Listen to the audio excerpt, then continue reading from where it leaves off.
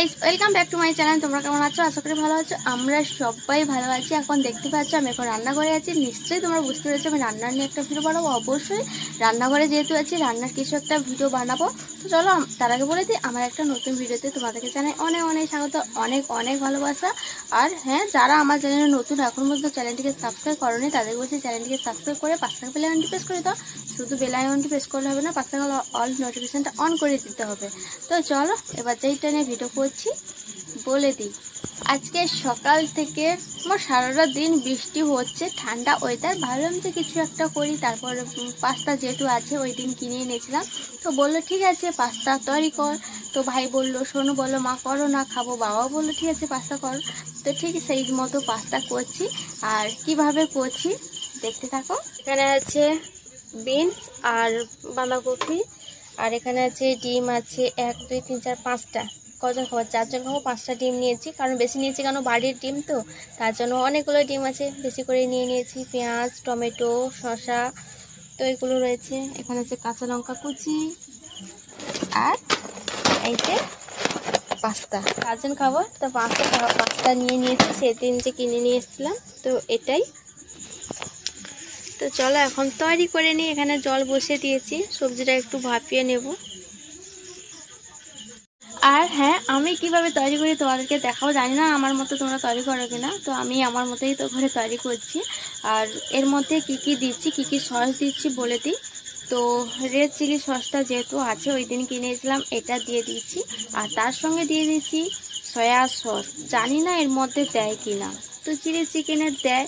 তারপর এখানে চাউমিনের ছবি আছে, আমি ভাবছি তো চাউমিনেও দেয়। তো ঠিক আছে, আমার কাছে যখন আছে তো পাস্তাতেও দিয়ে দেখি কেমন টেস্ট হয়। আমার মনে হলো যে টেস্ট ভালো হবে, তাই দিয়ে দিচ্ছি। খাওয়ার পরেই বোঝা যাবে। তো চলো কেমনভাবে তৈরি করছি দেখতে থাকো, সঙ্গে থাকো।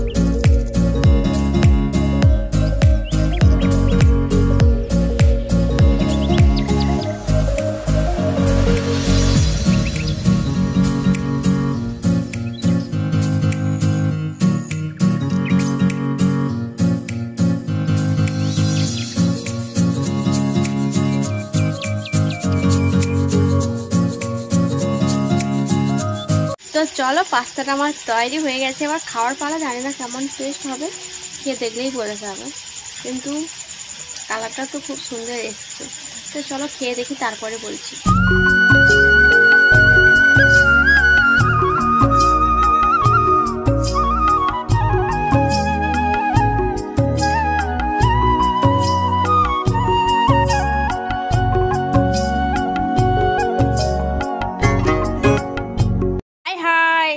ঘুম থেকে উঠে দেখো সোজা এসে বসে পড়েছে, হাত ধুয়ে খাওয়া আরম্ভ করেছে। বাবা বাবা বাবা, না বাবা, হাত ধুয়ে করতে হবে শোনা বাবা।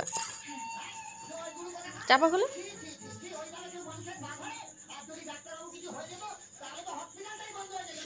পাস্তা ভালো লাগে না? ঘুমিয়েছিল আমার সোনাটা। চাপাটাও খুলতে পারিনি। হাত দাও।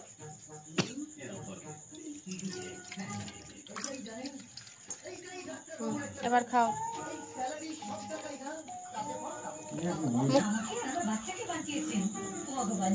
কেমন লাগছে? ছোট যদি বলে ভালো হয়েছে তাহলে ভালো।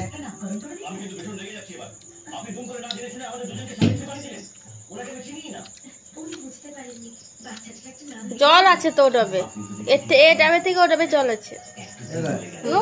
ভালো লাগেনি? আর মুখটা তুলো, ভাত ঠিক করে বুঝা যায় না।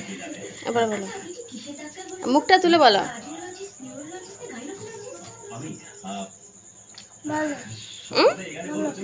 কেমন ভালো? ওরে বাবা, ঘুমিয়েছিল বলে এক্সপ্রেশনটা ভালো করে দিতে পারিনি দাদা। এবার আমি খেয়ে দেখো কেমন হয়েছে। হাতেই খাবো। আসলে ডাক্তারি হচ্ছে গার্লফ্রেন্ডের মতো, ভালোবাসার জায়গা। আর ভালোবাসা পেতে গেলে অনেক কিছু করতে হয়। আচ্ছা, আপনার মতন মানুষের সাথে দেখা হয়ে খুব ভালো লাগলো। ডাক্তার, আসলে আমি নিজেকে কাজ ফাটাতে রাখি না। কি মনে হচ্ছে কেমন হতে পারে? সত্যি খুব ভালো হয়েছে খেতে। আর দেখো সোনু বাবা খাচ্ছে আর আমিও খেতে বসে পড়েছি। ভাই বাড়ি নেই, ও আসতে রাত হবে, তার জন্য আমরা খেয়ে নিচ্ছি। আর আজকে রাত্রে ডিনারে এটাই, আর কিছুই করিনি। আর তোমরা যদি বলো এরকম ভিডিওটা কবে, এটাও পুরনো ভিডিও। তো মা বাড়ি ছিল না, মা বৃন্দাবনে গিয়েছিল তীর্থে, সেই সময়টাই আমি বাড়ি ছিলাম কাজ করার জন্য। তো সংসারটা দেখার জন্য কাজ করা বলতে, যেহেতু রান্না বান্না গরু ছাগল মুরগি যা কিছু আছে ওদেরকে দেখার জন্য, তো সেই জন্য ওখানে ছিলাম। তো সেই রাত্রেই আমি ভাবছি আজকে কি করি, তো পাস্তাই করে ফেলি, পাস্তা যেহেতু ছিল। তো চলো, আজকে ভিডিওটা কেমন লাগলো কমেন্ট করে জানাবে। আর যদি ভালো লেগে থাকে তাহলে অবশ্যই লাইক কমেন্ট শেয়ার করে দিও। শুধু লাইক কমেন্ট শেয়ার করলে হবে না, পাশে থাকা বেল আইকনটি প্রেস করে দিতে হবে। তো চলো এখন কত টাটা বাই বাই, দেখা হবে পরে একটা সুন্দর ভিডিও। ততক্ষণ ভালো থাকো, সুস্থ